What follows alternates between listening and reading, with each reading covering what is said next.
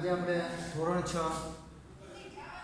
વિષય વિજ્ઞાન રેસાથી કાપડ સુધી માં આપણે અભ્યાસ કરવાનો છે કે રેસાઓમાંથી છે કપાસ છે વાનસ્પતિક રેસાઓ છે, શણ છે તે વાનસ્પતિક રેસાઓ છે. એટલે આપણે આગળ અભ્યાસ કરીશું વાનસ્પતિક રેસાઓ. એમાં જોવાનું છે શણ વિશે આપણે વિગતવાર ચર્ચા કરવાની છે આપણા આ વિડિયોની અંદર. તો આપણે કાલના વિડિયોની અંદર જોયું કે ઘણી બધી રીતે છે કે કપાસ આપણે વિપુલ પ્રમાણમાં મળી આવે છે. તો આ વિડિયોની અંદર આપણે શણ વિશે અભ્યાસ કરવાનો છે. શણના છોડમાંથી, છોડના પ્રકાંડમાંથી શણના રેસા મેળવાય છે.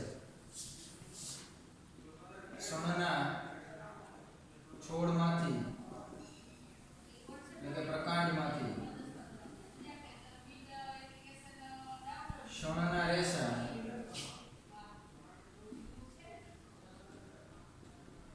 મેળવાય છે. તો હવે શણનો છોડ કેવો હોય? તો શણનો જે છોડ છે એ આ રીતે જોવા મળે છે.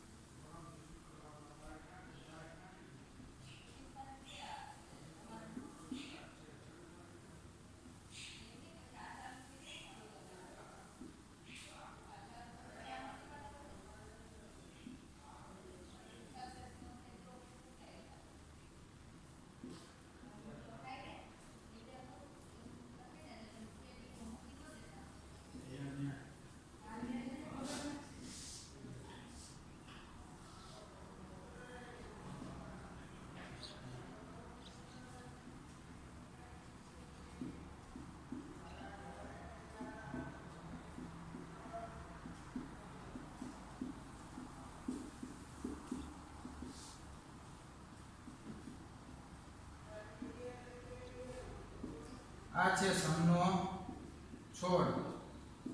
શું છે? શણનો છોડ છે.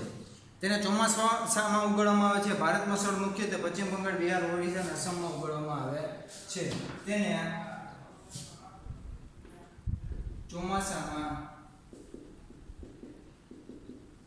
ઉગાડવામાં આવે છે. મુખ્યત્વે પશ્ચિમ બંગાળ, ઓડિશા અને આસામમાં જોવા મળે છે. આપણે શણ ક્યાં જોવા મળે છે, કેવી રીતે ઉગાડવામાં આવે છે તે આપણે જોયું. જ્યારે છોડનો ફૂલ આવવાનો તબક્કો હોય છે તે સામાન્ય રીતે તે લણણી કરવામાં આવે છે. જ્યારે છોડ પર ફૂલ આવવાનો તબક્કો હોય છે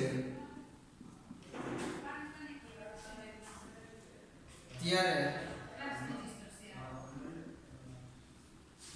છોડ પર ફૂલ આવવાનો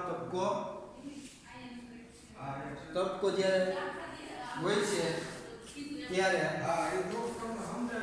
તેનો લણણી કરવાનો સમય શરૂ થાય છે.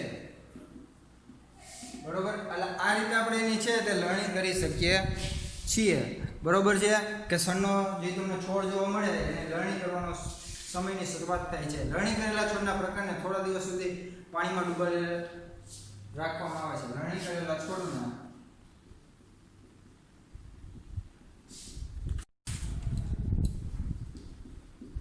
પ્રકાંડને થોડા સમય સુધી પાણીમાં ડુબાડવામાં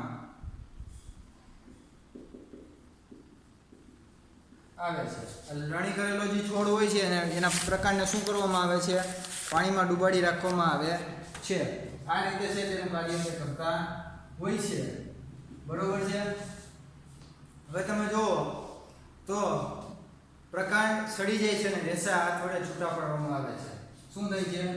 પ્રકાંડ સડી જાય છે અને રેસાને હાથ વડે છૂટા પાડવામાં આવે છે. આ રેસાને હાથ વડે છૂટા પાડવામાં આવતા હોય છે. કાપડ બનાવવા માટે આ બધા જ રેસાને તાતણામાં ફેરવવામાં આવે છે. કાપડ બનાવવા માટે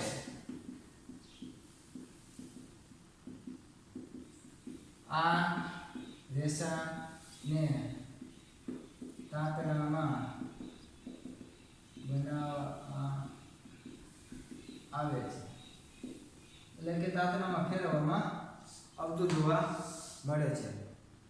બરોબર. તો આ રીતે છે તે આપણે તેનો ઉપયોગ કરી શકીએ છીએ.